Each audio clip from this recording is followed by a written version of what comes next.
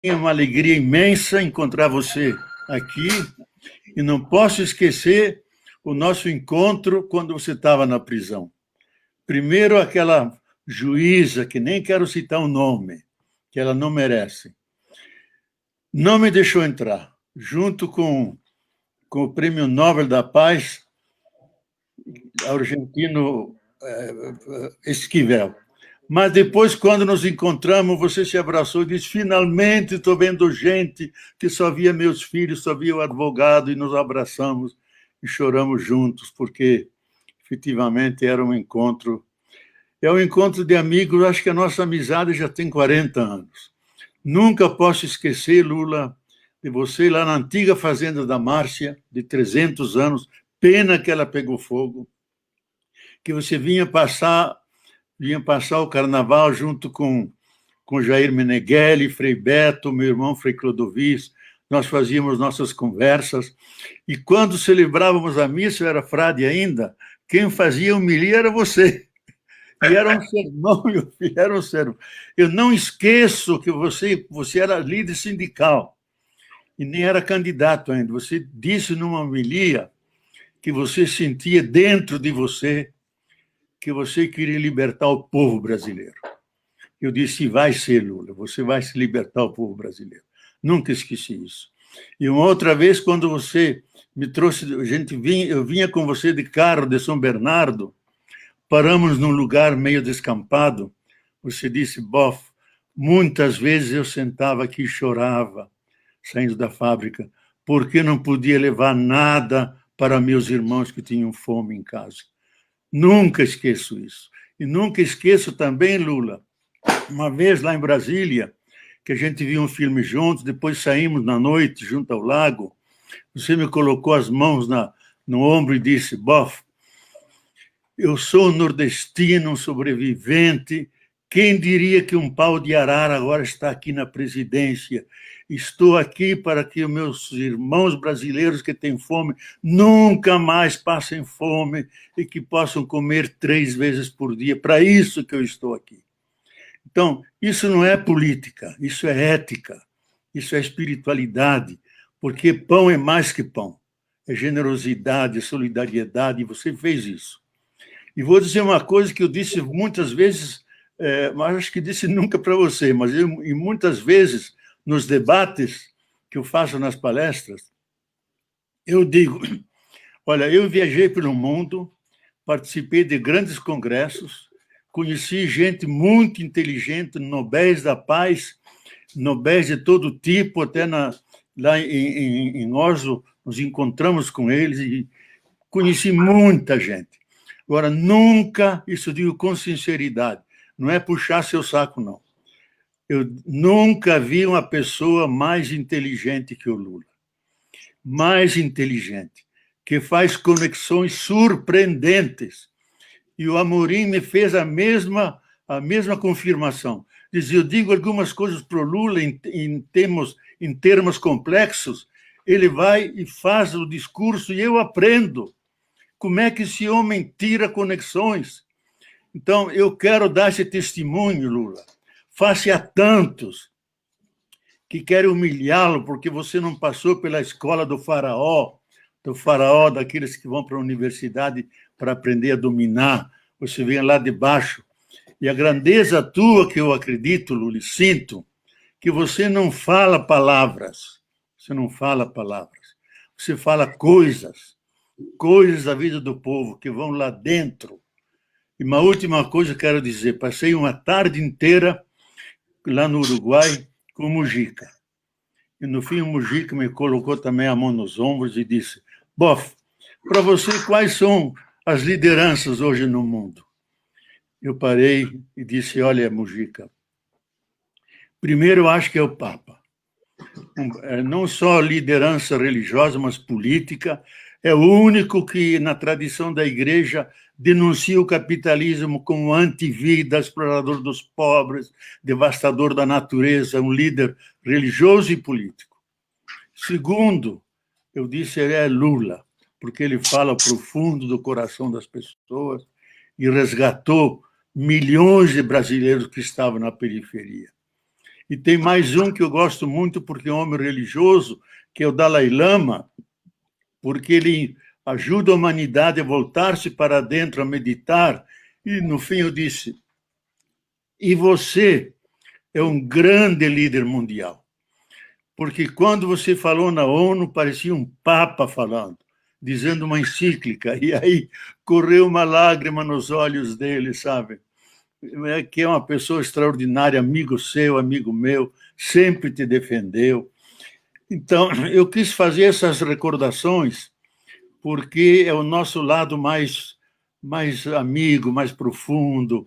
E eu posso dizer, aliás, você me deu um louvor uma vez, que eu nunca esqueço, Lula, que no auge da crise do mensalão, quando queriam convencer você, o pessoal do PSDB e outros, que queriam que você renunciasse, e muitos intelectuais abandonaram, você um dia me disse, Boff, você intelectual nunca me abandonou. Nunca me abandonou. Eu não sou inscrito no PT, nem o Frei Beto é, porque partido é parte. Nós, intelectuais, tentamos pensar o todo, mas nunca deixei de apoiar a causa do PT, que é a causa dos pobres, da justiça social, da inclusão dos mais marginalizados, tornar visíveis os invisíveis, finalmente nos devolver a alegria de viver. Você fez isso como ninguém da história. E uma coisa que eu escutei muitas vezes na favela, Lugo, a Márcia pode testemunhar, muitas vezes eu escutei isso em vários estados, no Maranhão, no Centro-Oeste, onde a gente encontra pobres. Eles sempre dizem, Lula foi o único presidente que pensou em nós, que deu valor para nós pobres.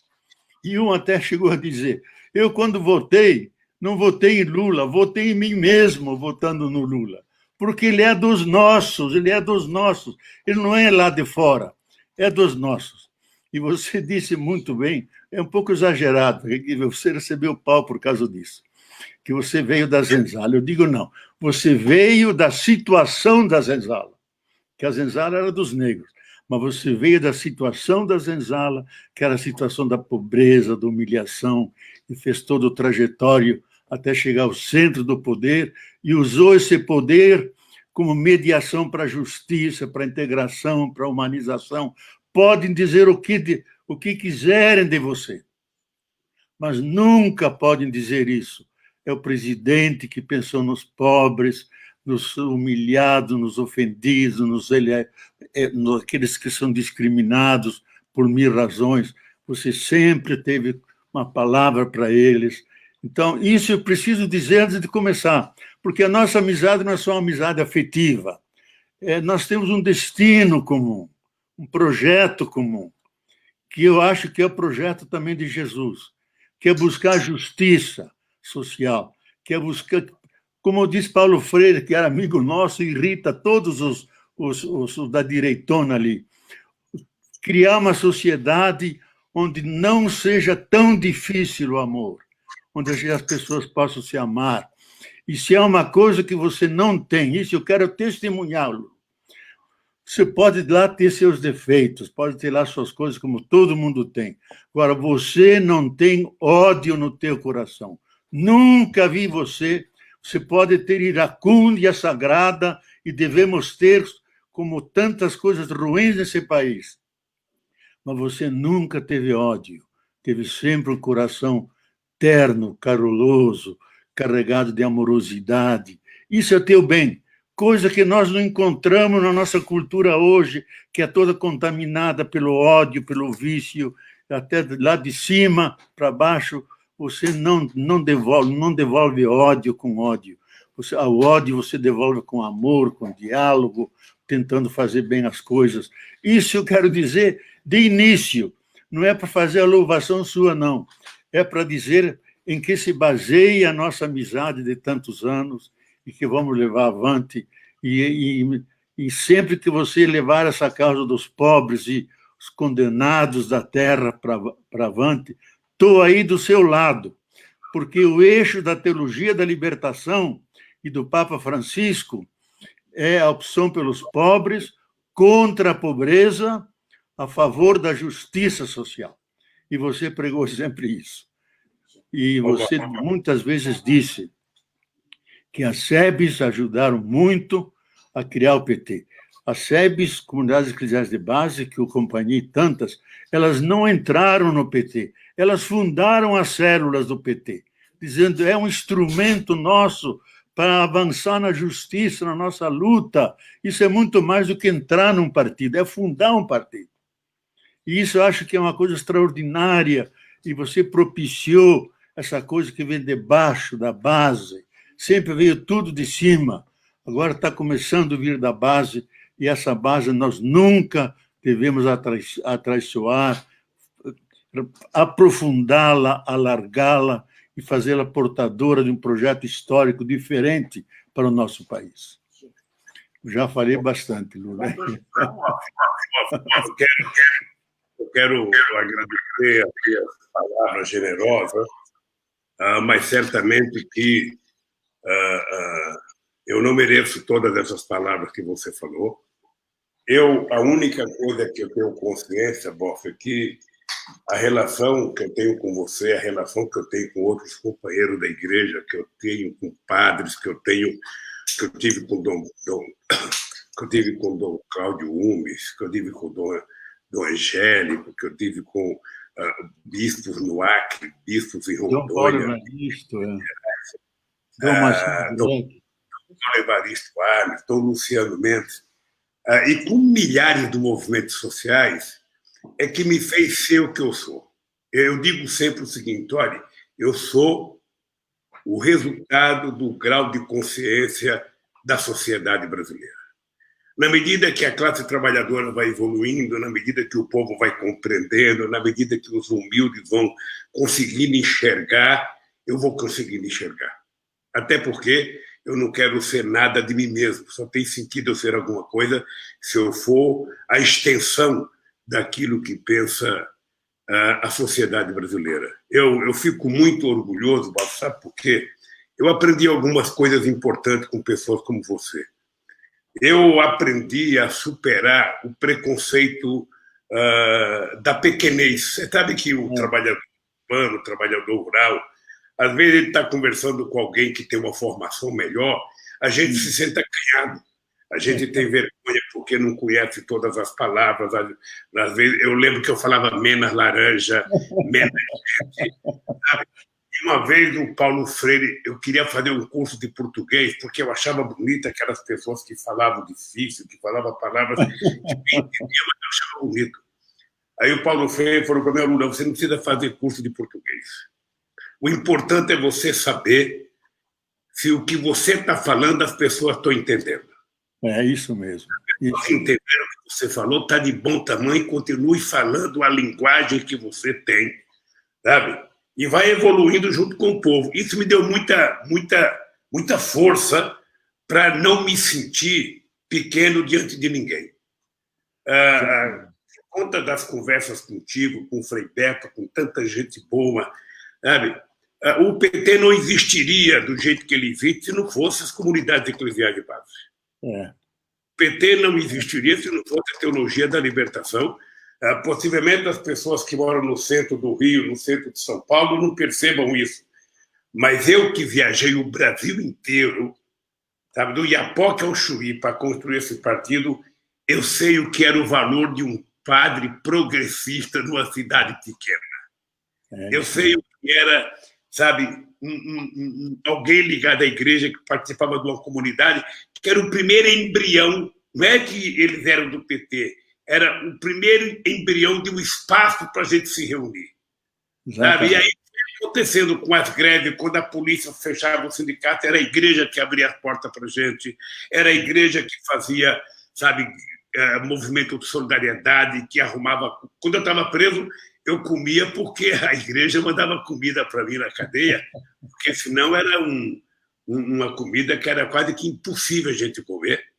Então, eu acho que eu sou isso. Eu sou o resultado disso e também eu acho que eu me transformei por causa da generosidade de Deus. Eu digo sempre o seguinte, Deus foi muito generoso comigo, porque sair da onde eu saí e chegar onde eu cheguei só pode ter a mão de uma coisa superior.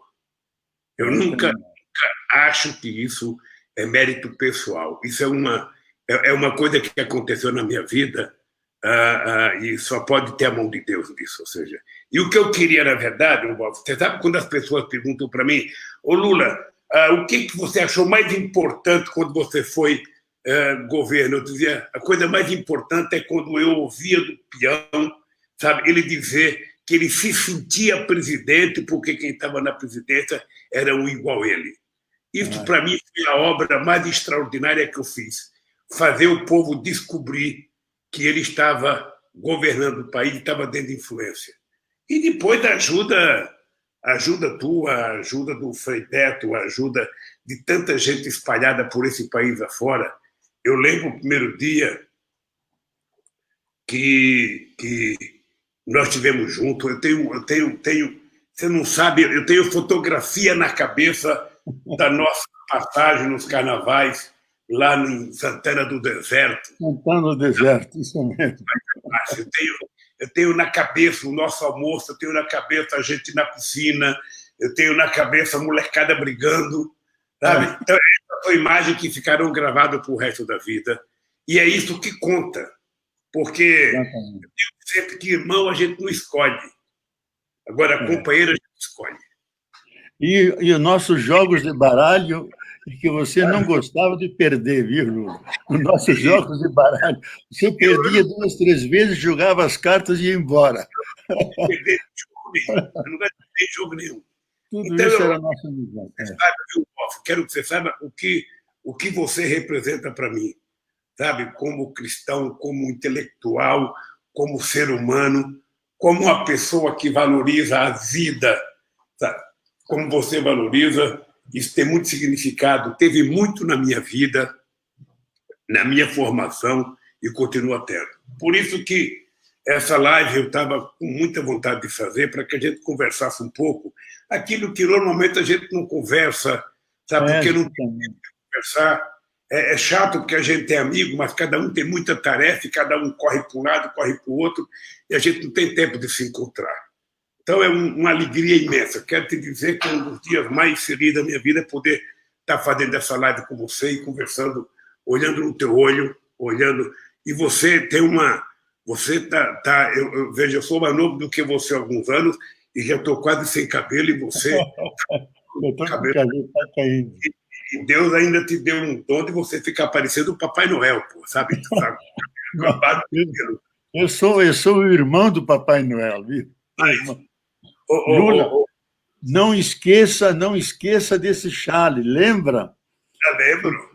Eu levei para você lá na prisão e ganhei outro logo em seguida, que eu sempre uso.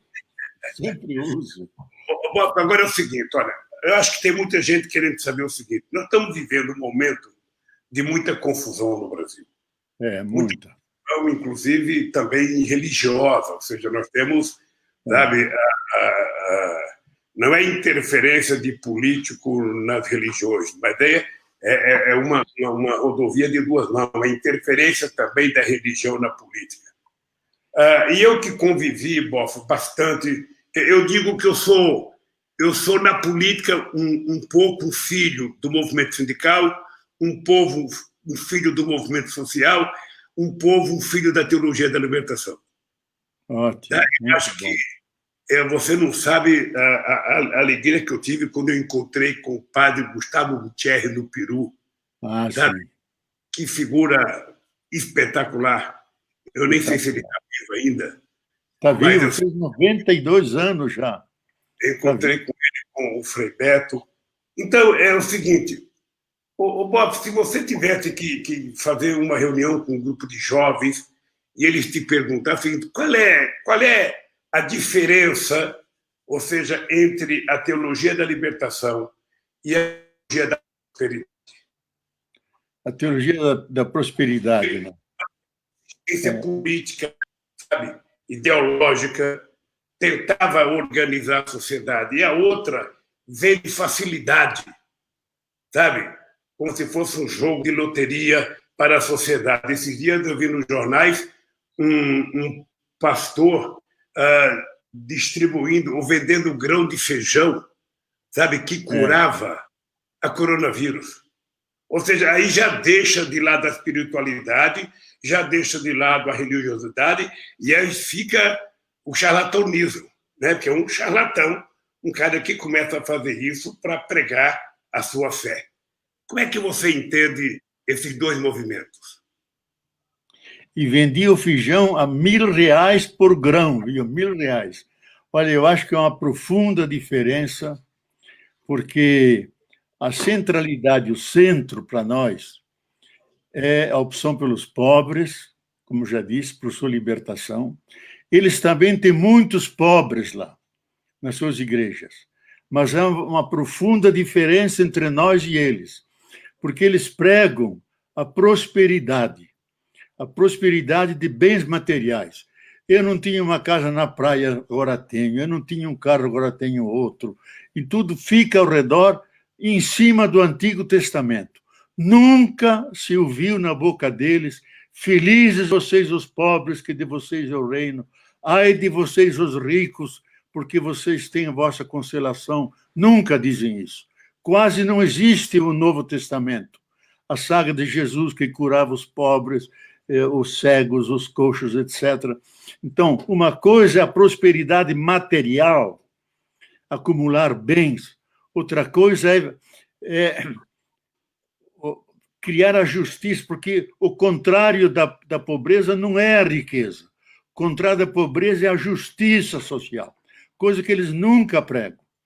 E outra coisa, o forte da teologia da libertação é ser um movimento baseado em milhares de círculos bíblicos que leem a Bíblia, numa mão o jornal, noutra outra a Bíblia.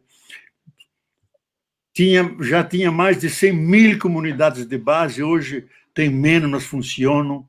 Criam comunidades, uma igreja na base. Eles não criam comunidades, criam salões seguindo a lógica do mercado para vender seus produtos e enganando-os com falsas promessas.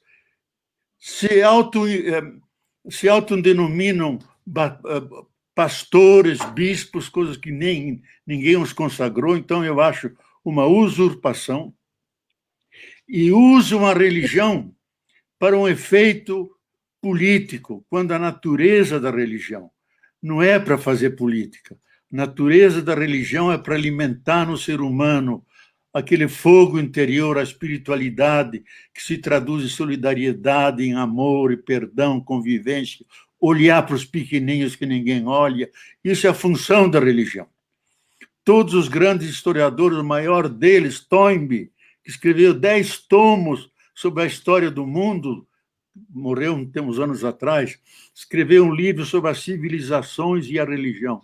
Diz que todas as religiões têm 2 pontos em comum. Primeiro é venerar a divindade. E segundo, ter cuidado pelos pobres. Ter cuidado pelos pobres. Eles não querem tirar os pobres para eles ficarem ricos, e não para serem justos, e não criam comunidades, criam imensos salões onde reúne as pessoas. Agora, um desafio para nós que nós precisamos tomar a sério, que eu acho, Lula, é conquistar esses fiéis que estão sendo enganados por esses verdadeiros lobos com pele de ovelha, que falam mais ao bolso das pessoas do que ao seu coração. Tirar esses fiéis, convencê-los de viver a saga de Jesus, o seguimento de Jesus, o seu exemplo, amor aos pobres, a generosidade, a solidariedade, aquilo que fez ele viver e por isso foi condenado.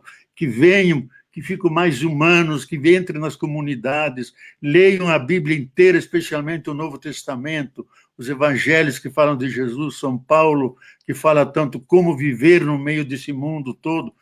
Tirá-los de lá e dar uma alternativa a eles. Porque senão porque o povo brasileiro é um povo religioso, eu diria até místico. Fala de Deus, ele vai. Eles não têm uma compreensão, digamos, doutrinária, de forma de catecismo. Basta falar de Deus que eles vão. Agora, esses pastores utilizam essa fé ingênua do povo para incutir ideias que vão na linha de acumular bens, de ser feliz nesse mundo e não pensar nos outros, no lado, criar justiça, fraternidade e, fundamentalmente, engajar-se na transformação da sociedade, que é uma sociedade profundamente injusta, porque tem grandes desigualdades sociais. Desigualdade é uma palavra neutra, é injustiça social. Teologicamente, é um pecado que ofende a Deus e aos filhos e filhas de Deus. Convencê-los disso e trazê-los para essas comunidades.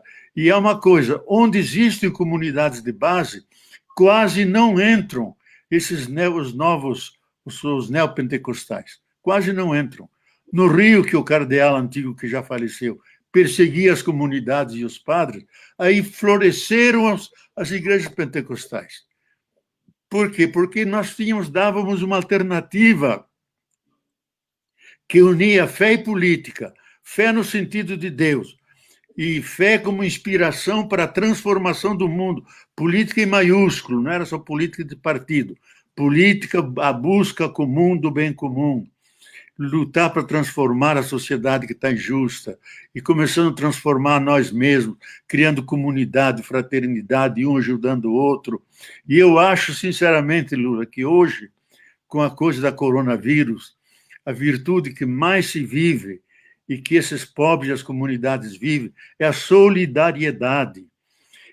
Ela se exilou das cidades e ela foi parar nas comunidades periféricas, nas favelas, onde o pessoal se ajuda, dividem a cesta básica, o sal que tem, o arroz que tem, vivem a solidariedade. Então, são valores fundamentais. Há uma frase do Papa que eu gosto de dizer: Jesus veio não para fundar uma nova religião, porque já havia muitas. Ele veio nos ensinar a viver. Viver o quê? Viver o amor, a solidariedade, capacidade de perdão, fraternidade, compartilhar, sofrer com os outros. Veio ensinar isso, veio criar o homem novo e a mulher nova, trazê-los para essa dimensão, porque ficam mais humanos. E isso acho que é um desafio que nós temos. E nós não estamos conseguindo bem. E aquelas televisões católicas que andaram dialogando com o homem lá em cima, de que a própria CNBB se escandalizou e diz: nós não negociamos dessa forma absolutamente. Eles têm um cristianismo devocional, não é nenhum cristianismo de engajamento, de fé, de libertação, de justiça. Se há uma palavra que nunca ocorre lá, é pobres, justiça, transformação social, é o rosário, é a hóstia consagrada, é o cristianismo devocional que não implica mudança na vida. Então, isso eu acho que nós temos que enfrentar e insistir na Constituição, que o Estado é laico. Isso não significa que ele não aceita as religiões. Ele aceita todas, não faz nenhuma delas como sua, aceita todas, desde que se enquadrem dentro dos parâmetros constitucionais. O que eles estão fazendo é charlatanice. Deviam ser levados à justiça. Mas os políticos não fazem porque, como eles têm muito poder, perseguem aquele político e não se elege. Mas, senão, se tivessem coragem, deviam denunciá-los contra a Constituição, porque estão abusando de... Eu acho que na política federal, eu assisti televisão, porque não tinha internet, eu ficava vendo televisão, essa que o povo pobre assiste. Essa que o pobre assiste. Então, a quantidade de religiões com canais de televisão, com programa de televisão, e aí vale para a católica e vale para a evangélica também. É isso mesmo. E tem gente séria em todas elas. Tem setor evangélico muito sério, pessoas que efetivamente querem tratar da espiritualidade do ser humano, sabe? Querem tratar Deus com muita seriedade. Deus não é um instrumento de mercado. Sabe? Eu assisti muito, eu ficava horrorizado. As pessoas vendendo milagre. As pessoas vendendo milagre pela televisão. Sabe? Eu ficava pensando, puxa, por que Deus deu tanto poder a esse cara para vender milagre na televisão e eu estou aqui preso? Porra. Porque eu, sinceramente, não consegui entender.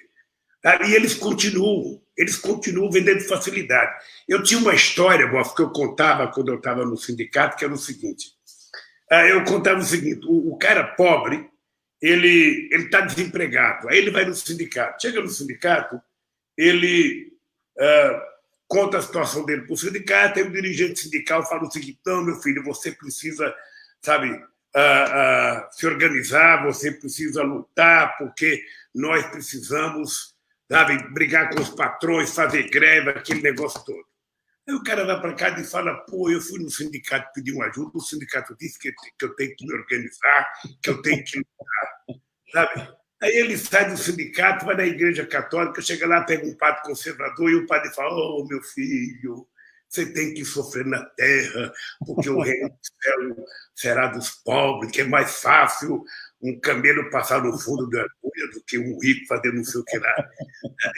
Não dá esperança para o cara. Aí o cara chega na igreja evangélica, numa dessas aí, da prosperidade, o cara fala, olha, está resolvido. O seu problema é o diabo e a sua solução é Deus. E nós vamos resolver.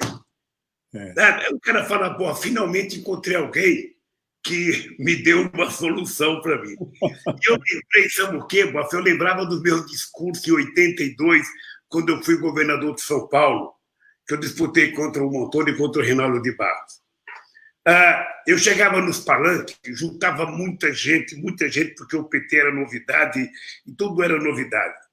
E eu falava, se você, sabe, quer votar em mim, pensando que eu vou fazer as coisas para você, não vote. Eu não quero o seu voto pelo voto. Eu quero o seu voto se você tiver consciência política. Não pense que eu vou fazer escola, você vai ter que fazer junto comigo. Não pense que eu vou fazer hospital, você vai ter que fazer junto comigo. É o povo que tem que fazer. Aí eu virava as costas, ia para casa, o Montoro chegava e falava, olha, eu vou fazer escola, eu vou fazer hospital, chegava o Maluf e falava a mesma coisa.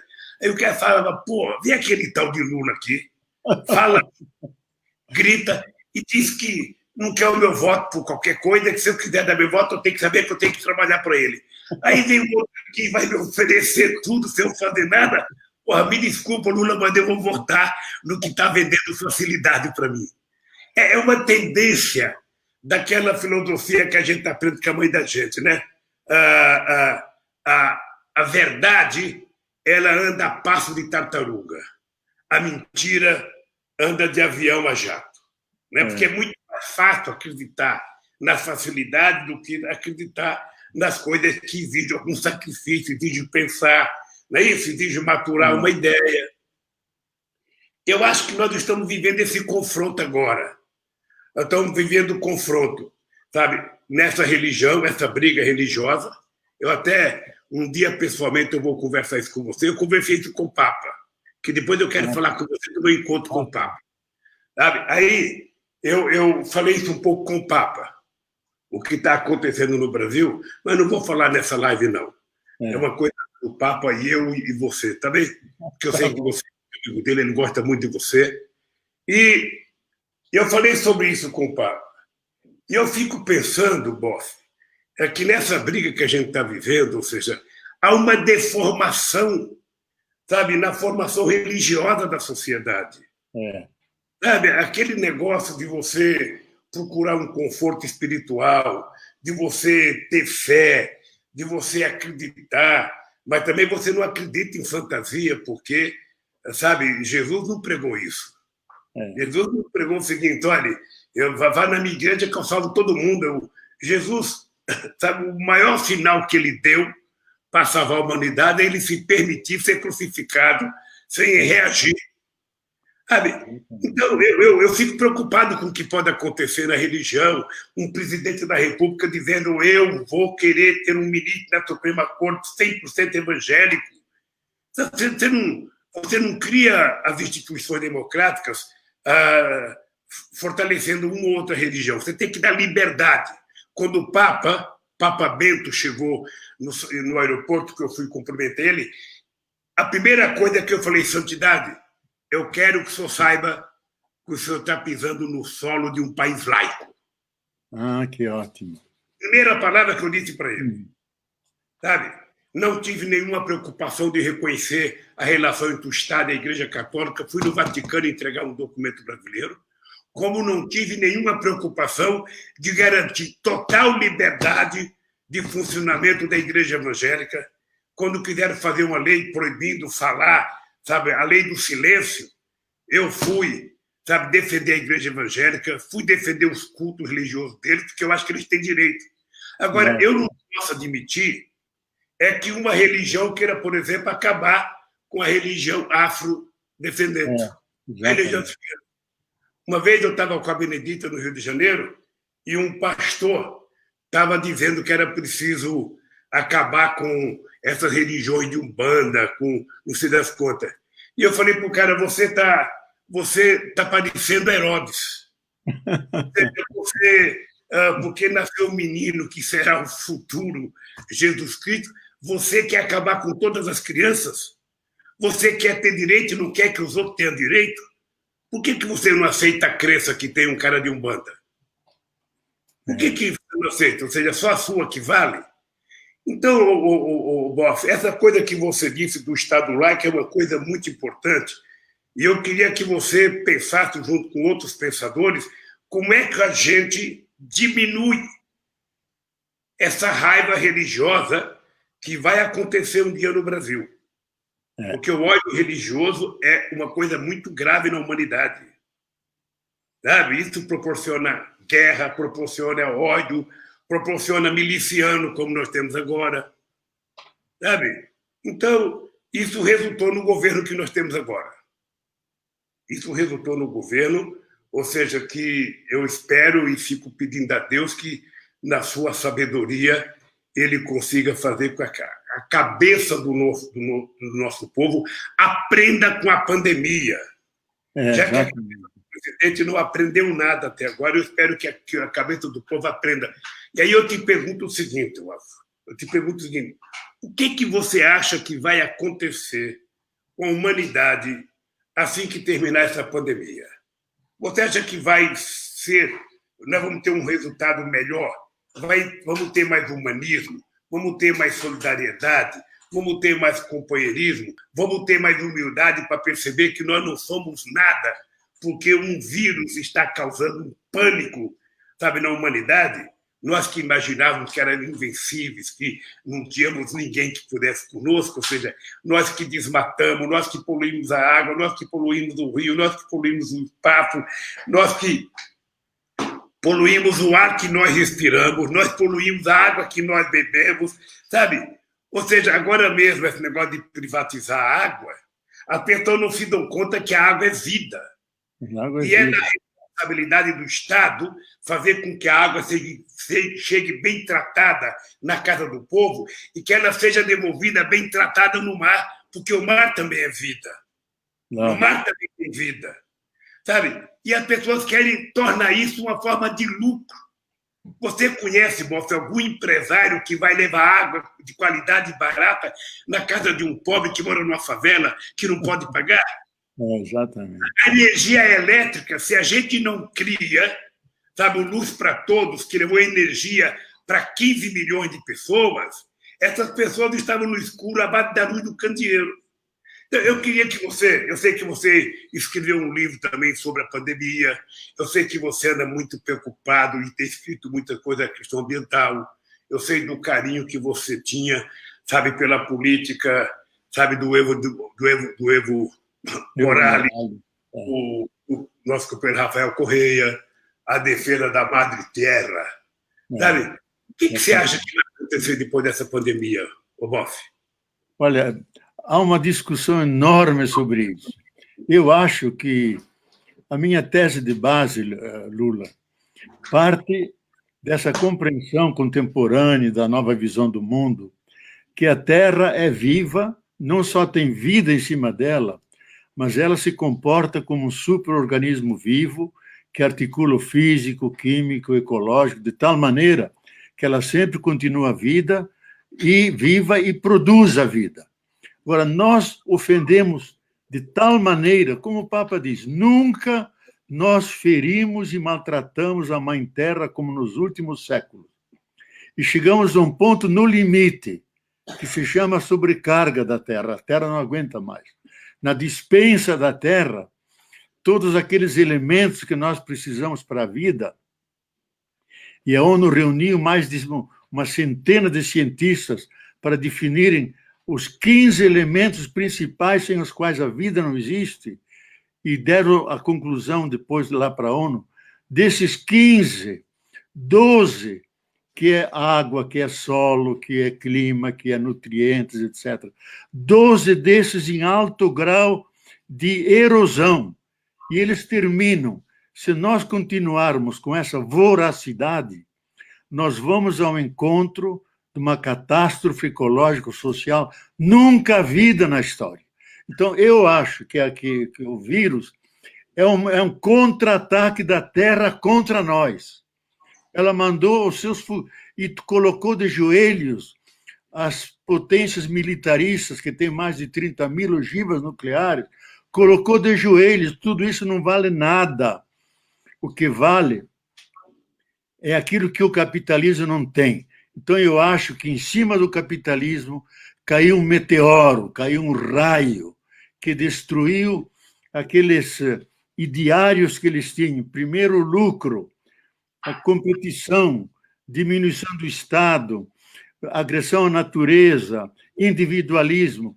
Se nós tivéssemos seguido esse ideário, estaríamos todos perdidos. O centro é a vida, não o lucro. O centro é a solidariedade e não o individualismo.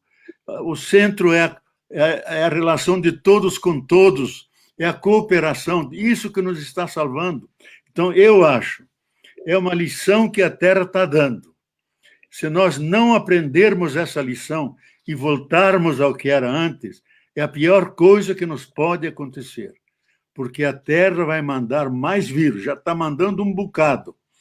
E eu estou seguindo aqui, os grandes biólogos estão dizendo que pode vir que dizem the next big one, um grande vírus, tão grande, nós sabemos que ele virá, mas não sabemos quando. Que se nós não mudarmos, ele vai acabar com grande parte da biosfera e grande parte da humanidade, se não a própria humanidade. Então, a situação não é fácil. Ou nós mudamos, ou nós vamos ao encontro do pior. Então, eu acho que a volta, as grandes... Eu estou acompanhando nas várias línguas, nas várias fontes, os grandes conglomerados estão se articulando para, ao voltar, criar um centro de 0,1% da humanidade que usa as mais tecnologias mais avançadas, a inteligência artificial, que tem trilhões de algoritmos que podem controlar cada pessoa humana, até o sabonete que você usa, o desodorante que você tem, cada pessoa humana eles conseguem controlar. Manter um novo despotismo cibernético. 0,1% da humanidade estão se articulando com isso. Agora, eu acho que eles não vão triunfar, porque a Terra não aguenta mais isso. Quem vai derrotá-los não é nem o marxismo, nem a escola de Frankfurt, nem o socialismo, eles vão ajudar, mas quem vai derrotar é a Terra, que eles não vão conseguir se reproduzir, a humanidade vai se rebelar.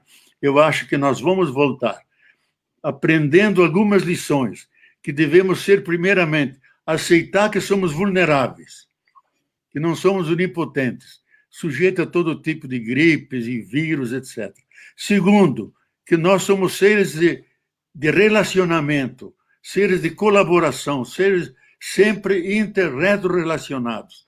Terceiro, que nós somos seres de solidariedade. A solidariedade é a essência humana. Isso os grandes biólogos, os bioantropólogos dizem. A humanidade ficou humanidade quando eles buscavam os alimentos, traziam para o grupo, não faziam como os animais que comiam ali. Trazia para o grupo, dava para o pequenininho, dava para o idoso, comiam juntos, solidariamente. Então, foi a solidariedade que nos permitiu o salto da animalidade à humanidade. Então, aquilo que valeu ontem, vale hoje. Sem solidariedade, não existe. Você escutou isso do Betinho, e eu repito, que o grande problema da humanidade não é político, não é religioso, não é econômico, não é ideológico, é a falta de solidariedade entre os coiguais, entre os seres humanos. Você não olha do lado quem está caído e estende a mão para levantá-lo, ou olha para o lado e vê que está chorando e coloca a mão no ombro, olha para cima. Então, nós temos que assimilar esses valores. Isso é uma sociedade fundada nisso. Se não se funda nisso, nós teremos mais conflitos ainda e mais ataques à própria terra. Então, eu acho, você disse uma coisa extremamente importante que eu tenho refletido muito sobre isso.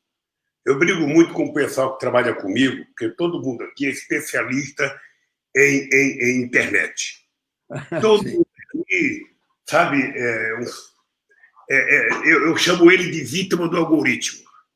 Do algoritmo. Eles pensam que eles conhecem o telefone, mas quem conhece eles é o telefone. Exatamente. Eles pensam que eles sabem usar o telefone, mas é o telefone que usa ele. Porque o cara vai no banheiro com o telefone, almoça com o telefone, vai jantar com o telefone, vai namorar namorada com o telefone. Sabe? Eu cheguei na casa de um amigo meu um tempo desse na Bahia, tinha um casal de jovens, um sentado na frente do outro, com o celular, conversando um na frente do outro. Eu fui na mão dos dois, peguei o telefone, eu falei, olha um na cara do outro para ver se não é muito melhor vocês conversarem. Por que vocês ficam olhando no telefone e conversando? E eu acho que a grande tese nossa, você como um grande companheiro intelectual, um grande teórico de pensamento, nós precisamos recuperar o sentido do humanismo para a humanidade. Exatamente. Nós, seres humanos, estamos perdendo o sentido do humanismo. Nós estamos, sem querer, virando algoritmo.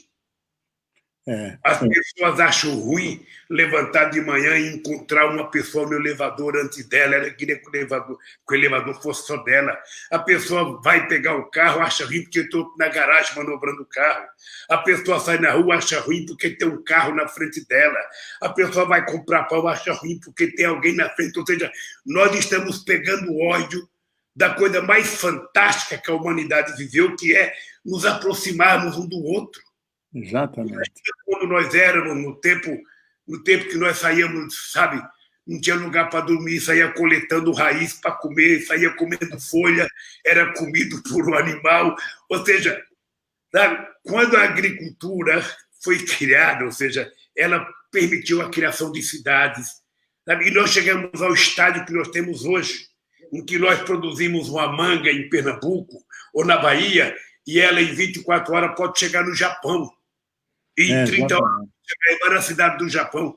Você imagina se nós hoje tivéssemos ainda que ser levantados de madrugada para procurar raiz, nós estaríamos matando. Então, o ser humano ele precisa saber que ele tem limitações. Exatamente. E a gente define o que cada um de nós precisa. Eu, uma vez, o Chico de Oliveira era vivo, eu estava no Instituto de Cidadania, e eu propus ao Chico, ao invés da gente ficar, sabe, discutindo, brigando pelo mínimo, vamos escrever uma teoria do que o ser humano precisa para sobreviver. Exatamente. O ser humano precisa de um carro, tá bom, ele vai ter um carro. Precisa de uma casa na praia, vai ter uma casa na praia. Precisa de, sabe, uma casa de campo, ele vai ter uma casa de campo. Ele precisa de 3 pares de sapato. Chega uma hora que ele não precisa mais, então não pode acumular dinheiro. Exatamente. Como é que o cara vai guardar 130 bilhões de dólares para ele? Para fazer o quê? Quando ele morrer? Deixar um mando de parasitas, que são muitos herdeiros que nunca trabalharam, que vão ficar com o resto do dinheiro? E o povo está passando fome? Ou seja, eu acho que isso é pensar o humanismo de volta. Vamos recriar como ser humano. E a palavra fraternidade, a palavra solidariedade, sabe? Ela precisa voltar a ser falada pelo nosso idioma. É preciso construir isso, menos ódio e mais amor. Então, Leonardo, eu conversei um pouco com o Papa, quando eu fui conversar com o Papa, porque eu queria fazer uma campanha contra a desigualdade no mundo. porque é fantástico. É fantástico a falta de sensibilidade. Eu conto para os meus filhos. A minha mãe, a gente morava na Vila Carioca, um bairro perto do Instituto. Naquele tempo, sabe, aparecia um mendigo na porta da casa da gente, a gente mandava entrar para dentro de casa e ele comia na mesa junto com meus irmãos. Minha mãe dava comida para ele como se fosse alguém próximo. Hoje as pessoas não abrem nem o portão. Dependendo da cara, manda chamar a polícia. Se vier a polícia, bota numa carrocinha, dá uma surra e a prefeitura vem jogar água gelada em cima deles. Ou seja, cadê a fraternidade? Cadê o companheirismo? Sabe, acabou isso, Boff. Acabou. Então, como você é um cara que pensa muito, escreve muito e é respeitado a nível internacional, que ser humano a gente vai criar, Leonardo? Eu acho, Lula, que você tocou no ponto... O coronavírus. Eu acho que o coronavírus nos vai ensinar a descobrir a nossa natureza, que somos seres de cooperação, de solidariedade, de convivência, de ser amigos da natureza e não agressores, que somos parte da natureza. Não é que a natureza está lá e nós estamos aqui. Estamos juntos. Não é o punho cerrado que domina, é a mão entrelaçada para defender a vida e conviver com a natureza. E nós, como irmãos e irmãs. Até isso é científico, Lula, que quando, em 1950, dois grandes cientistas americanos, Crick e Dawson, descodificaram o código genético, descobriram uma coisa que alguns acham que é a maior descoberta, mais do que a de Einstein, que desde a bactéria originária, passando para as grandes florestas, os dinossauros, os cavalos, os beija-flores e nós, temos o mesmo código genético, os mesmos 20 aminoácidos e as mesmas 4 bases fosfatadas, dizendo numa linguagem mais pedestre, temos 20 tipos de tijolos e 4 tipos de cimento que nós podemos misturar e construir, e vem a biodiversidade, mas temos a mesma base comum, por isso somos irmãos e irmãs, diz tanto a Carta da Terra como a encíclica do Papa. Isso que São Francisco vivia intuitivamente, chamando todos os seres com doce nome de irmãos e irmãs, nós sabemos hoje por um dado científico que dá a base de sermos realmente fraternos, irmãos, porque somos feitos com os mesmos elementos que maduraram bilhões de anos atrás nas grandes estrelas vermelhas. Então, isso nós temos que reinventar uma nova humanidade, porque essa não pode continuar. Eu não digo que vem o fim do mundo. Tem que acabar. Esse tipo de mundo que temos tem que acabar. Porque 8 pessoas tendo mais riqueza do que quase 4 bilhões, isso é uma irracionalidade louca. Nós temos que nos reinventar como seres humanos que convivem entre nós, com a natureza, com todos os seres. Isso é uma reinvenção que temos que fazer. Eu acho que o coronavírus nos dá essa lição. Uma coisa grave, uma coisa muito grave que nós temos que pensar, eu não sei se você tem acompanhado, é que o chamado povo trabalhador do planeta Terra, ele está perdendo no século XXI tudo que nós conquistamos no século XX. Ou seja, tudo que aconteceu de conquista da classe trabalhadora no século XX, tudo, sabe, nós estamos perdendo. Houve reforma trabalhista em 165 países. Em todos os 165 países, os trabalhadores perderam. Nós tivemos 2 guerras mundiais. Tivemos várias revoluções, mas a mais importante foi a Rússia chinesa. Por conta dessa guerra e dessas 2 revoluções, o capitalismo admitiu, por pressão dos trabalhadores, a gente alcançar o chamado estado de bem-estar social. Agora estamos perdendo. Ou seja, você viu hoje a greve dos meninos que entregam comida aqui em São Paulo e no Brasil inteiro. Os meninos fizeram uma greve porque eles estão ganhando pouco, ou seja, os caras não têm tempo para almoçar, eles estão com fome, carregando comida, cheirando o cheiro da comida, sabe, com fome. E um deles, você viu, um deles furou o pneu da moto dele, ele não pôde entregar comida, ele foi extinto do aplicativo. Ou seja, há 2 meses atrás, eles eram vendidos para a sociedade como a conquista da humanidade. Eles são agora microempreendedores. Eles agora estão trabalhando por conta própria. E o que é que eles estão descobrindo? É que eles estão ficando escravos modernos. Eles pensam que tem, mas não tem. Eles pensam que são livres, mas não são. Quando precisar de uma seguridade social, não tem. Se a mulher ficar grávida, não tem um hospital de graça para levar a mulher. Sabe? Se acidentar, não tem. Se roubar o carro dele, não tem. Porque ele foi largado como os escravos. Você está lembrado? Quando aboliram a escravidão, passaram os caras para a rua e deram o nome nele de vagabundo, porque ele não tinha terra, não tinha proprietário, não tinha emprego, não tinha salário, não tinha nada. Ou seja, o que estão fazendo com o povo trabalhador é isso.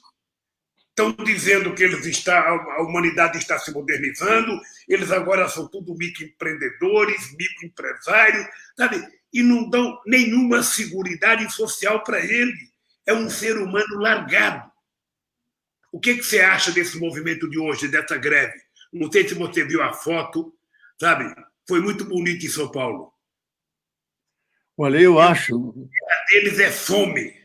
O grito de guerra deles é fome, e foi esse assunto que eu conversei com o Papa, que na próxima pergunta, depois que vocês falaram do teu pensamento sobre a greve deles, eu vou falar da minha conversa com o Santo Papa. Olha, há um dito da Igreja Antiga que vem até hoje, até nos textos do Vaticano II, no Concílio da Igreja, que está: quando há grande necessidade, não vale nenhuma lei. A necessidade abole as leis, porque a vida é mais importante que qualquer lei. Então, a greve dele é a coisa mais justa, porque é greve por vida, por comida, para poder sobreviver e poder trabalhar e, com o trabalho, garantir o seu sustento. Então, essa greve é uma greve, eu acho, abençoada, sabe? É a mais justa que tem, porque eles estão levando vida e não pode ter vida. Então, eu acho que temos que apoiar isso, reclamar, insistir, porque se transformou num problema político, porque são multidões que estão levando as comidas por todo lado, e eles estão largados por aí. Então, eu acho que aí nós temos que pressionar o Estado, pressionar o parlamento, que praticamente é insensível a essas coisas, e poder dar um apoio que podemos a eles. Eu não sei, eu fico meio desarvorado aqui, sabe? É preciso garantir o mínimo necessário para as pessoas serem cidadãos. A pessoa tem que ter assistência médica, a pessoa tem que ter uma indenização quando está desempregado, a pessoa tem que ter direito, senão a pessoa fica escravo. Você veja o negócio, o Bolsonaro, quando começou a pandemia, a primeira coisa que ele fez foi liberar 1,2 trilhão de reais para os fazendeiros, para irrigar o sistema financeiro. Sabe? E até agora, nem as pessoas receberam a primeira, agora diz que vai dar mais 2 parcelas de R$600, quando, na verdade, o povo não deveria ter muita preocupação com isso, porque o Estado deveria estar garantido. Exatamente. E eles estão aprovando cada dia mais a retirada de direitos dos trabalhadores. Boff, eu sei o que é a minha mãe na cozinha, sem ter feijão para colocar no fogo, com 8 filhos pequenos, esperando para ver se tinha alguma comida. A minha mãe nunca ficava nervosa, ela falava: amanhã vai ter. Sabe? E a gente vê da lombriga maior comer a lombriga menor. Sabe? E quem está perto da gente não vê que a gente está com fome, não sabe essa dor. Agora, imagina um companheiro trabalhando, cheirando a comida que ele está carregando nas costas, sem ter o que comer. Eles têm mais é que se revoltar. Lógico. Não tem outra explicação. Se não há uma revolta por direitos, não há direitos. e pegar aquela comida que ele está carregando e comer. É isso. Tem direito. É isso. Porque a vida vale mais do que a comida. Foi isso, Boff. Foi isso que uma lição que eu aprendi com o Papa quando eu fui conversar com ele. Primeiro, agradecer a ajuda que você deu para me encontrar com o Papa. Segundo, eu sou muito agradecido ao presidente da Argentina, Alberto Fernandes, que marcou a audiência.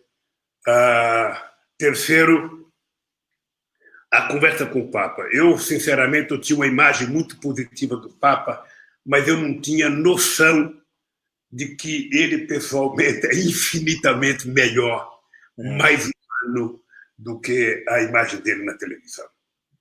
É uma figura que conhece o Brasil, conhece a América Latina, conhece os problemas do povo pobre, porque ele não fala de ouvir dizer, ele fala de ter vivido. E aí eu fui contar para ele das coisas que eu pretendia fazer, do objetivo que eu tinha de dedicar o tempo de vida que eu tenho. Eu já não posso pensar mais em longo prazo. E aí eu perguntei para o Papa qual era a ideia dele de reunir jovens para discutir a economia do mundo. Ele falou: Lula, na minha idade, eu só tenho que fazer coisas agora que sejam irreversíveis. Eu estou com 84 anos e eu preciso agora, sabe, não é radicalizar, mas eu preciso tornar as coisas mais visíveis. Sabe? E é o que eu senti, Boff. Quando as pessoas querem discutir comigo longo prazo, eu não falo, eu não tenho mais tempo de discutir longo prazo. Para mim é tudo de médio ou curto prazo, porque a natureza é implacável. Eu estou falando que vou viver 120 anos, mas eu sei que é difícil chegar lá. A minha tese é que já nasceu o homem que vai viver 120 anos, ou a mulher. Quem sabe seja eu ou você, Boff. Espero que seja nós dois, pô. Agora, eu acho, Boff, se a gente não juntar todas as personalidades do mundo e começar uma verdadeira guerra contra a fome no mundo, contra a desigualdade, sabe? Ninguém pode comer 10 vezes ao dia, enquanto você tem 10 pessoas que não comem nenhuma vez ao mês. Sabe? Não é possível. Não é possível se a humanidade perder essa sensibilidade, sabe? Se a humanidade... Olha, eu sou suspeito para falar porque eu vim muito lá de baixo, mas, sabe, era uma decisão coletiva dos países reunidos na ONU, decidir não vai ter nenhuma criança que vá dormir sem tomar um copo de leite, sem comer um pedaço de pão. Nenhum ser humano vai deitar se não comer as calorias necessárias para a sua sobrevivência, porque o mundo produz alimento para todo mundo. A genética já produz alimento de sobra. Sabe? Então, por que não tem? Porque não existe o compromisso de garantir o pobre como ser humano. O pobre é apenas tratado como se fosse um número. E eu, sinceramente, não acho que dá mais, sabe, para a gente aceitar isso. Em nome do humanismo, em nome da humanidade, nós temos que radicalizar. Radicalizar não é virar sectário, não. É ir à raiz do problema e perguntar para cada presidente por que no teu país tem gente que morre de fome. Eu fui em Angola fazer um debate, Boff, eu já não era mais presidente.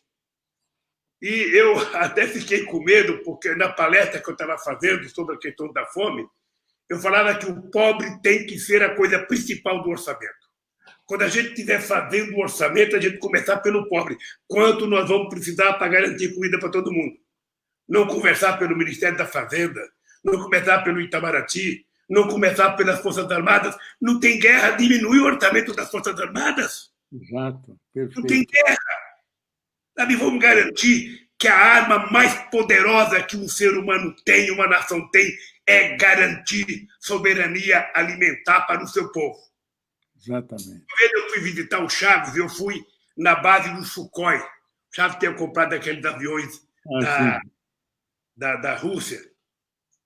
Eu fui visitar uns aviões com Chaves, estava o Celso Amorim, e eu tinha saído do hotel, não tinha pão e nem leite no hotel. Estava faltando na Venezuela. Aí eu cheguei lá para o Chaves, eu perguntei, Chaves, quanto custou esses aviões? Ele falou, não sei quanto, acho que era 8 mil milhões de dólares. Sabe? Aí eu falei, Chá, você não acha um absurdo? Você comprou um negócio desse tão caro e quando você precisar que o piloto entre nele para atacar alguém, o piloto não vai subir porque está com fome, porque não tem nem leite, nem ovo no hotel. Não é melhor garantir comida? Porque se a gente não pensar em segurança alimentar para a humanidade, estamos todo mundo perdido. Isso não é levado em conta. Porque quem passa fome é pobre. Quem não consegue estudar é pobre. Quem não consegue chegar à universidade é pobre. Quem está morrendo com coronavírus é pobre. Não sei se você viu aquela pesquisa publicada em São Paulo, de 4 mil mortos que foi pesquisado, 66% ganhava até 3 mínimos e 26% ganhava de 0 a 6. Ou seja, 91% dos 4 mil pesquisados que tinham morrido ganhava menos que 6 salários mínimos. Ou seja, então é uma doença que vai matar quem? O pobre. Quem é pobre, exatamente. É o pobre, é o negro. Sabe? Então, eu acho... O pessoal do PT está achando que eu estou muito radical. O pessoal... Tinha muita gente que achava que eu ia sair da cadeia com a bandeirinha branca, sabe? Eu sou homem de bem. E não é possível. Não. Não é possível. Quer dizer, eu estou mais enojado com o papel das autoridades, porque falta autoridade no mundo, falta liderança no mundo.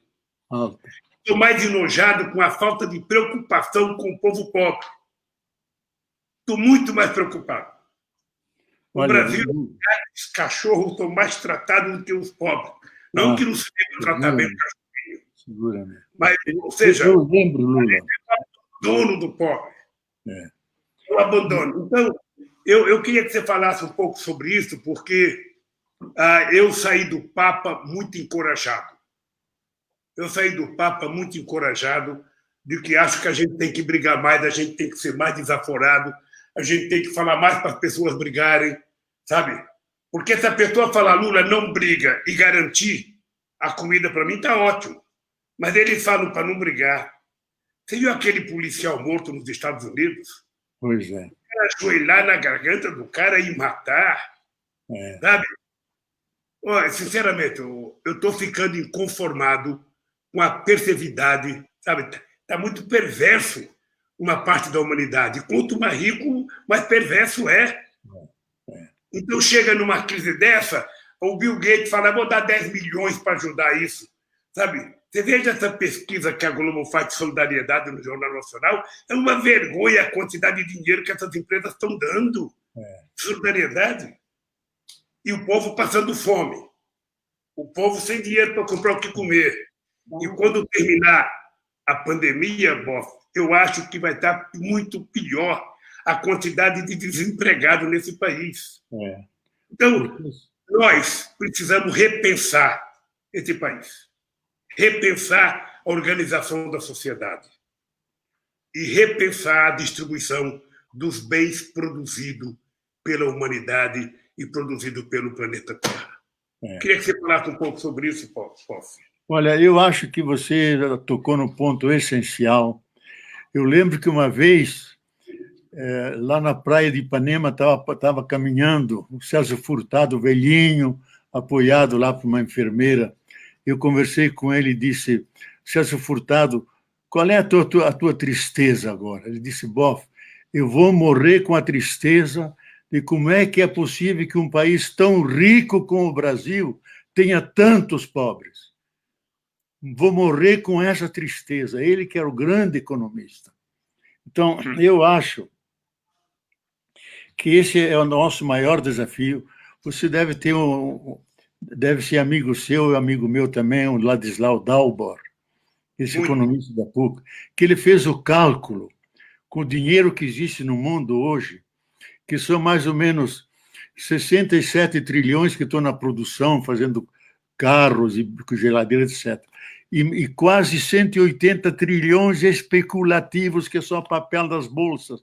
Ele disse, se nós pegássemos esse dinheiro e fôssemos humanos e solidários, daria para cada família de 4 pessoas 15 mil reais por mês. 15 mil reais por mês. poderiam viver tranquilos com sua casa, com sua comida. Por que que não fazemos? Não temos fraternidade, não temos boa vontade. O velho Kant, que é o grande ético do Ocidente, dizia: a única virtude é a boa vontade. E essa não tem nenhum defeito, porque se ela tiver um defeito, já não é boa. Então, para nós, falta boa vontade, não temos boa vontade. E isso nós precisamos. Eu lembro uma frase do Gandhi, que se preocupava muito com os pobres. Ele dizia: a forma mais assassina de matar as pessoas é pela fome, porque você não mata só o corpo, você desespera a pessoa, você atinge o espírito dela. Isso é a forma mais assassina de matar as pessoas. E nós estamos fazendo isso. Então, esse sistema vive tranquilo, convive, vendo esse tsunami de miséria no mundo. Então, eu tenho uma crença, até meio filosófica, que as coisas têm uma verdade intrínseca, que ela vai se manifestar. Porque tudo isso é consequência do tipo de sociedade que nós organizamos a partir do século XVII, que é o capitalismo, que é o individualismo, que é a acumulação de bens materiais, que jogamos fora toda a dimensão humana e espiritual. E aí eu vou dizer para você, Lula, uma coisa, porque senão diz, o Boff diz isso porque é teólogo. Mas não é. O autor do Pequeno Príncipe, Antoine de Saint-Exupéry, descobriram um tempo atrás uma carta dele, que ele deixou em cima da mesa, escrita ao general X. Ele pegou o avião, caiu no Mediterrâneo, sumiu, descobriram a carta. E na carta ele diz: nós temos 3 reinos: o reino do corpo, que os médicos cuidam; o reino da nossa psicologia, os analistas, psicólogos cuidam; nós temos o reino do espírito, que nós abandonamos. Por isso que tem tantas guerras e mortes, porque nós abandonamos o espírito, e o espírito é feito de solidariedade, de amor, de humanidade, de compaixão. Ele dizia: esse é o único grande problema da humanidade. E repetia: é o único grande problema. Se nós tivéssemos o espírito, seríamos solidários, humanos, generosos. E ele termina dizendo: temos saudade de Deus para dar coesão e força a essas virtudes que nos faltam. Então, você tem toda a razão. Nós temos que lutar por um outro tipo de humanidade, e essa que está aí não pode sobreviver, porque ela não só vai criar um problema ecológico, ela é suicidária, ela pode levar a humanidade ao suicídio. Já o Chomsky disse várias vezes, amicíssimo do Brasil, até casou agora com uma brasileira, vive com ela, que ajuda ele. 2 vezes. Que se nós aplicarmos ele acha que uma coisa mais perigosa, tem um artigo que saiu há pouco tempo dele, mais perigosa que o coronavírus, é a iminência de uma guerra nuclear. Porque ele diz: nós temos um louco chefiando os Estados Unidos que tem muita vontade de enfrentar a China com armas nucleares. E ele diz: nós podemos destruir toda a vida com as armas nucleares que nós temos, sem sobrar ninguém para contar a história. Então, diz, ele é louco suficientemente para tentar esse tipo de coisa, porque não aceita ninguém ao lado dele, nem uma concorrência. Aquele América em primeiro lugar não é América em primeiro lugar, só América. Toda hora diz: nós somos o país maior do mundo, o mais rico, e está morrendo gente por caramba, está dando lições a ele, ele não aprende coisa nenhuma. E não é sem razão que a própria vida se vinga mais lá, quer dizer, ataca mais lá, porque lá que é a fonte desse capitalismo, dessa forma de viver que é absolutamente anti-vida, anti-solidariedade, anti-humanidade. O Papa vive dizendo isso. Ele evita a palavra capitalismo para não irritar os cristãos americanos. Mas aquele sistema que vive da acumulação e do dinheiro e de bens materiais é anti-vida, anti-natureza, é assassino. Ele vive repetindo isso e não se cansa de cobrar mudanças profundas, uma radical conversão da humanidade. A encíclica dele sobre o cuidado da casa comum, vai nessa linha. Criar um novo tipo de humanidade, se queremos sobreviver. Se queremos sobreviver. Caso contrário, o Bauman disse isso, aquele filósofo, se a gente não cuidar, vem mais vírus e bactérias que vão nos atacar e vão engrossar o cortejo daqueles que estão rumando à própria sepultura. Nós não queremos isso. Temos condições de mudar isso. Nós precisamos começar o movimento. Eu sei que você já assinou, eu já assinei o manifesto, porque nós precisamos começar um movimento muito forte, que qualquer remédio que for inventado, descoberto daqui para frente, para enfrentar o coronavírus, tem que ser de domínio público. Exatamente. Tem que ser distribuído gratuito, não pode ter dono. Não pode alguém querer ficar rico às custas, sabe, de um remédio que vai salvar a humanidade desse vírus. Eu acho que essa deve ser uma campanha. Aliás, a ONU já deveria ter convocado uma conferência especial entre os presidentes do mundo inteiro para tomar uma decisão.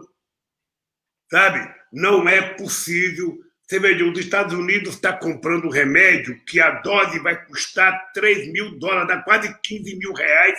Qual é o pobre que vai poder tomar um remédio desse?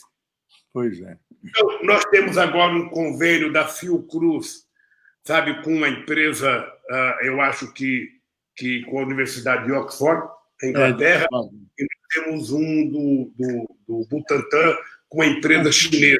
Ou seja, esses remédios têm que ser de domínio público. Os estados têm que assumir a responsabilidade. Essa eu acho que é uma tarefa da sociedade começar a se mobilizar para isso, de não permitir que alguém queira juntar trilhões de dólares às custas da morte de milhões de pessoas. Exatamente. Eu acho que essa é uma tarefa que nós vamos ter que enfrentar. Já tem muita gente se mexendo, muito jurista, muito médico, muito gente muita gente, sabe, com conhecimento especial sobre a questão dos vírus, porque os vírus estão se multiplicando com muito mais rapidez. O Padilha falou uma coisa para mim, que no século passado surgiu tantos vírus. Esse ano está surgindo no menor tempo. No menor tempo, a cada 10 anos está surgindo um, talvez até diminua. Ou seja, tudo isso é uma rebelião de uma coisa que você disse no começo. É o planeta Terra dizendo para nós, olha, vocês não vão me destruir, porque eu vou reagir. Então, vocês tratem de cuidar desse barco que vocês estão dentro. Porque o barco chamado Terra está todo mundo, só que alguns resolveram assumir a primeira classe e o restante está no porão, como os escravos quando vinham da África para cá. Ou seja, a própria sorte. Então, Leonardo, eu acho que a questão da desigualdade, a luta para melhorar a vida do povo e a questão do humanismo, eu acho que são dois temas que nós vamos ter que falar todo santo dia. Cada vez que a gente abrir a boca, a gente vai ter que falar amor, humanismo e a luta contra a desigualdade. Ou seja, tornar o mundo mais justo, sabe? Tornar o mundo como uma casa única de todos nós. Senão está impossível. Os ricos já estão inventando agora um ônibus para viajar para a Lua, ou seja, eles já estão procurando um lugar para correr. E quem vai morrer são os trabalhadores que não são levados em conta, a não ser para produzir, mas para recolher o resultado do que produz. Muitas vezes eles não são levados em conta. Eu acho que no Brasil, não sei se você tem acompanhado, ontem o jornal estava dizendo que a dívida pública do Brasil já é de 81%. Isso é um mercado, e muitos economistas nossos que são muito fiscalistas, sabe? A dívida pública americana era 107, ela era 80, com o Lehman Brothers ela foi para 107, agora já está em 130, me parece. E eu estou defendendo a tese, Boff, que aqui no Brasil nós não temos que olhar a dívida pública, nós temos que olhar a dívida com o povo. Exatamente. é que não tem limite para gastar o dinheiro para salvar o povo brasileiro. Depois a gente vai cuidar da economia. Ao invés do governo ficar dizendo que não tem dinheiro, o Tesouro que mande rodar dinheiro novo. Lógico. Sabe? Alarga a base monetária desse país e vamos garantir que o povo sobreviva. E com eles vivos, a gente vai consertar o Brasil. Com eles mortos, a gente não vai consertar o Brasil. Eu tenho pedido para os empresários, vocês querem que o trabalhador trabalhe? Dê atestado de garantia de vida para o trabalhador. Dê um atestado para a família dele, que ele não vai morrer. Se você vai higienizar a fábrica, higienizar o restaurante, se ele vai ter álcool gel, se ele vai ter todas as garantias. A Mercedes-Benz, aqui em São Bernardo, o sindicato fez um acordo. O pessoal ficou um tempo sem trabalhar. Agora fez um acordo, o pessoal voltou a trabalhar sentado diferente no restaurante, mais espaço no restaurante, menos gente no ônibus, fazer teste todo dia que vai entrar. Sabe quantas pessoas já foram infectadas? Só na Mercedes-Benz, 197. Imagina. Sabe? Só coisa de 15 dias. Numa demonstração que o vírus não escolhe, sabe? Os ricos não, eles estão escolhendo os pobres que são obrigados a trabalhar, são obrigados a levantar de manhã, é obrigado a buscar leite para o filho, é obrigado a levantar para ganhar o pão de cada dia, pegar metrô lotado, pegar ônibus lotado. Sabe? Então, Leonardo, eu acho que aos 74 anos eu pensei que eu ia parar de brigar. Sabe? Eu cheguei numa idade que eu pensei, sabe uma coisa, eu só vou continuar a minha briga porque eu quero provar que o Moro é um canalha. Eu quero provar que o Dallagnol é um cara que montou uma quadrilha da Força Tarefa. Eu quero provar. Sabe? Estou até desafiando eles para um debate, sabe? O Moro e o Dallagnol junto. Eu quero que eles provem um delito que eu cometi. Sabe? Então o pessoal acha que eu estou ficando muito nervoso. Eu não estou, não. É que eu tenho uma coisa, Leonardo, que chamada caráter e dignidade, que isso a gente herda do pai e da mãe. Sabe? Por isso é que eu te falei na cadeia, não me ofereçam liberdade negociada. Não pense que eu trocarei minha dignidade pela minha liberdade. Sabe? E continuo com essa mesma tese. Você viu que hoje saiu uma matéria mais prolongada sobre o compromisso da Polícia Federal, do Ministério Público e do seu Moro com o governo americano. Descobriram. O governo americano fez uma lei para punir as empresas de outros países, sabe? Mesmo que não tenha cometido crime nos Estados Unidos, mas para que cometesse crime que causou qualquer problema aos Estados Unidos. E o objetivo está ficando claro, o objetivo era a Petrobras. Exatamente. O objetivo era o pré-sal. E o objetivo era as empresas de engenharia brasileira, porque as empresas brasileiras estavam ganhando licitações dos Estados Unidos no Oriente Médio, estavam ganhando na África, estavam ganhando em toda a América Latina.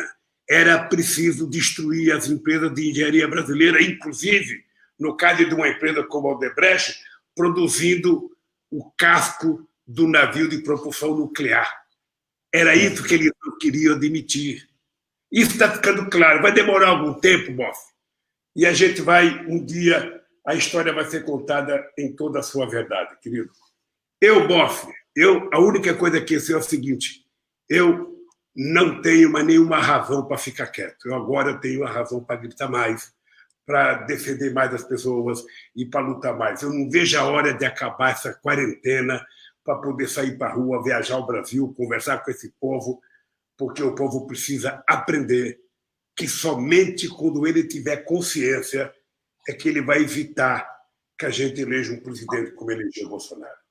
Aliás, você viu, o cara indicou o ministro da Educação que falsificava o currículo. Falsificado. É um negócio impressionante. Ou seja, o Bolsonaro ele não tem relação com a sociedade civil. A relação dele, nesses 30 anos de vida pública dele, foi com os militares, foi com milicianos da Polícia Militar, foi com... Sabe? E cada vez que ele vai convocar alguém, ele está convocando alguém pior do que o que saiu. Exatamente. Eu não sei o que você acha disso, meu caro. Olha, eu acho que isso é uma tragédia que os brasileiros não mereciam. Ele não é ideológico, ele é cruel e sem piedade. Além de portador de uma grande, supina ignorância. Não tem cultura nenhuma. O Bebiano disse, antes, numa dessas entrevistas antes de morrer, que ele nunca esteve numa favela. Nunca esteve numa favela. Não sabe o que é pobreza, não sabe aquela luta, não sabe a solidariedade que tem aquele povo, até uma certa alegria de viver juntos que estão ali, não sabe nada disso. E se encheu de... Eu acho que nem a ideologia ele sabe, porque é tão curto que não é nem ideologia, é uma psicopatologia. Então, eu acho que o Brasil deve se libertar dessa pessoa para salvar vidas, porque ele é literalmente um genocida. E na Amazônia está sendo um etnocida. Há o risco de povos inteiros desaparecerem. 3 dias atrás morreram no mesmo dia 18 Yanomamis. Estão morrendo os pajés, estão morrendo os caciques, e morre uma biblioteca de conhecimentos que eles passam aos demais. Ele não faz nada para isso. Então, além de ser um genocida que nem acompanha o desastre brasileiro, deixa que nações que eram os donos originários daqui desapareçam. Isso é intolerável. Eu não sei o que fazer. Eu estava pensando como os casquetes verdes da ONU foram lá para a antiga Jugoslávia para apartar aquelas brigas entre muçulmanos e cristãos. Vocês não deveriam mandar casquetes da ONU aqui para salvar os indígenas, salva que já que nós não salvamos. Não é invadir o Brasil, é salvar vidas. Então, eu fico indignado com você, não a tristeza da gente ficar preso aqui e não poder sair, mas todo dia faço uma live ou outra, e dou entrevista e faço o que posso. E sou velho, estou no ocaso da vida, mas com vontade louca de continuar a luta até o fim, porque a vida merece isso. Esse é o problema, Leonardo, esse é o problema. Eu estou mais... Você sabe que eu ando mais irritado aqui na quarentena do que quando eu estava na Polícia Federal. Porque parece que eu estou livre, eu não estou livre. Exatamente. Sabe, eu estou numa idade que é risco, ou seja, e às vezes eu quero sair, a Janja não deixa sair, o PT pede para mim não sair, meus amigos sindicalistas pedem para eu não sair, mas eu estou inconformado de estar dentro de casa e vendo esse genocídio destruir o país. Um cara que não respeita a diferença, um cara que zomba, sabe, dos negros, um cara que zomba do LGBT, um cara que zomba, sabe, do pobre, um cara que nunca trabalhou na vida, ele foi para a Força Armada muito cedo, saiu, sabe, nunca trabalhou numa fábrica, não sabe o que é o mundo de trabalho, saiu, foi vereador, de vereador foi deputado a vida inteira. Ele ganhou o salário dele da mamata, ele não sabe o que é o mundo do trabalho. Ele não tem noção disso. Então, quem é que gosta do governo dele? O mercado financeiro, a Rede Globo de televisão adora, sabe? As televisões adoram, porque os empresários adoram, porque, sabe? Eu não sei o que eles ganham com ele. A única coisa que eles ganhar deve ser o processo de privatização, porque aquele Guedes mente, aquele Guedes não tem respeito pelo povo, ele dizendo que se fizer mais reforma vai entrar dinheiro aqui. Bof, não entra dinheiro aqui porque o Bolsonaro não merece confiabilidade. Ele não tem credibilidade, ele não tem um programa de governo, ele transformou em inimigos os amigos do Brasil. O Brasil não tem contencioso internacional, Leonardo. O Brasil não tem contencioso, ele conseguiu, sabe, criar problema com todo mundo. Não é possível esse país continuar vivendo assim, não é possível as pessoas não enxergarem, sabe, que não tem jeito. O mercado quer que ele continue. O mercado quer que ele seja mais ameno, menos radical, que xingue menos a Globo, sabe, mas o mercado, no fundo, adora a política de destruição que ele está fazendo na economia e no direito do povo trabalhador. Bem, meu caro, querido companheiro Leonardo, eu ficaria aqui à noite trocando ideia, mas nós vamos fazer isso quando acabar a quarentena. Quando acabar a quarentena, eu vou convidar você e a Márcia, ou eu vou aí ter com você. Não, vem aqui, Lula. É um jardim bonito feito pelo Burle Marx, com uma biblioteca enorme. Eu vou visitar o teu sítio aí para a gente tomar um vinho ou uma cachaça, se você puder beber. Uma cachaça é pecado, né? Não é pecado, a gente tem que... Eu tenho uma Havana de 25 anos, Lula. Se você vier, vamos tomar Havana de 25 anos.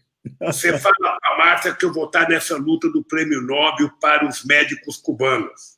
Tá bom, viu, Márcia? Desculpa, muito bom. Eles merecem, e eu vou gravar uma mensagem, sabe? E nós precisamos agora comprar uma briga para que a ONU, sabe, discuta na Conferência Internacional em setembro, a conferência oficial da ONU, discutir a questão do remédio, da vacina contra o coronavírus ser de domínio público. Nenhum empresário pode se colocar como dono para vender para o pobre. Sabe? Nenhum empresário. Então, é importante que os estados garantam que esse remédio será de domínio público para a gente não repetir erro do passado. Tá? Boff, um beijo no coração, querido, um beijo na Márcia. Eu ficaria aqui com você a noite inteira conversando. Mas eu agradeço muito, Lula, porque você nos deu uma lição de humanismo, de ética, da iracúndia sagrada dos profetas, que diante da injustiça, da miséria, do pobre, da viúva, do órfão, tem que se indignar. E o próprio profeta Oséias diz que as blasfêmias que os pobres gritam por causa do seu sofrimento, Deus as escuta como súplicas e orações. Então, você nos deu, acho que você apontou um caminho. O caminho do Brasil é sermos radicalmente humanos, solidários, olhar para o lado, refundado. Eu até escrevi esse livro, Concluir a Refundação ou Prolongar a Dependência. Bolsonaro quer prolongar a dependência, nós queremos refundar sobre outras bases. É o fruto de anos refletindo nas bases, com as comunidades, que Brasil nós queremos. E você nos tem ajudado muito a dar esperança. Eu acho que você é uma pessoa que nos dá esperança, Lula. Os teus livros já estão na praça, os 2 novos? Sim, já está. Não, ele já perguntou no novo. O novo não, eu entreguei hoje para a gráfica. Entreguei hoje. Eu li muito sobre a escravidão no Brasil, viu, Boff? Esses 2 últimos anos, eu li muito sobre a escravidão e isso me tornou mais irritado com a elite brasileira. Me tornou profundamente irritado com o comportamento da elite brasileira. Hoje eu compreendo melhor porque o Brasil é assim. Exatamente. Sabe? Eu compreendo melhor, porque a escravidão ainda está arraigada na cabeça da elite brasileira. Ela continua Casa Grande. Efetivamente, sabe, essa foi a razão do golpe na Dilma. Ou seja, não pensem que vocês vão continuar fazendo inclusão social, porque esse negócio de negro ir para a universidade, esse negócio de pobre para a universidade, esse negócio de pobre ser tratado preferencialmente, das mulheres terem direito, da empregada doméstica ter direito, isso não vai continuar. Por isso deram um golpe na Dilma. E por isso que nós precisamos realmente reinventar a humanidade, sermos radicalmente humanos. E aí sermos revolucionários mesmo. É isso mesmo. Querido, olha, como você vai dizer mais uma vez. Obrigado para você. Que mantenha essa força, esse vigor e a esperança que você suscita no povo, porque o povo precisa de esperança. Quero que você saiba que eu rezo todo dia para que você continue com energia, com muita força, falando as suas verdades e as nossas verdades para o mundo inteiro. Tá, muito obrigado, Lula, foi muito bom estar com você, viu? Com Deus. Tá. Um beijo na Márcia. Tá, Márcia, aparece aqui, Márcia. Um beijo na Márcia. A Márcia tá... Olha aqui. Viu? Aparece aí, Estava Márcia. ouvindo vocês. Márcia, um beijo, querida. Tá. Tchau. Tchau. Tudo de bom. Tchau, querido. Tchau. E obrigado às pessoas que nos assistiram. Eu tinha muita pergunta para fazer, mas a nossa conversa estava tão boa que eu não ouvi fazer perguntas. Não, foi bom. Fica para outra live, querida. Tá, obrigado. Tchau. Um abraço.